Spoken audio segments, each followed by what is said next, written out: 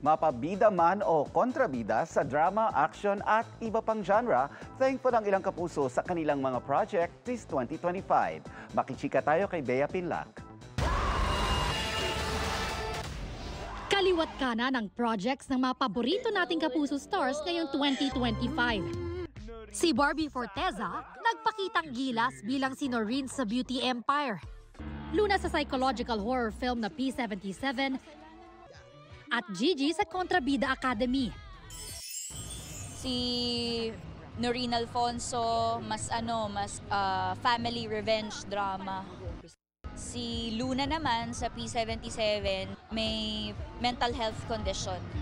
Doon papasok yung parang real life horror niya. Yung Kontrabida Academy naman, sobrang campy, pero may puso. Kakaibang lakas naman ang naituro ni Sangre Flamara kay Faith De Silva. Si Flamara, she taught me a different kind of strength.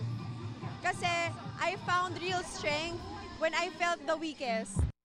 Meaningful din para sa ibang kapuso stars ang samot-saring roles na binigyan nilang buhay this year. Sa sarili ko, yung breakthrough moment ko was nung sa Encantadia. Pero iba lang din kasi talaga yung experience ko with Hating Kapatid ngayon.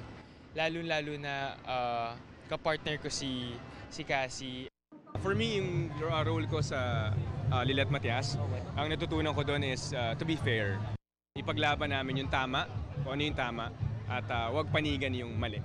Sa Lolong, dahil grabe nga, heavy drama talaga yung Lolong. Siguro pinaka natutunan ko doon, kahit maliit pa yan, basta alam mong nakatulong ka sa kapwa mo, nakapagpasaya ka, at wala kang inaapakan, para sa akin, pwede ka nang maging bayani. Ngayong malapit nang matapos ang 2025, sabi nila, they're nothing but grateful and ready for more. I'm really happy with the growth of my career. I am ready for more challenging roles. Para sa GMA Integrated News, Bea Pinlac, nakatutok 24 oras.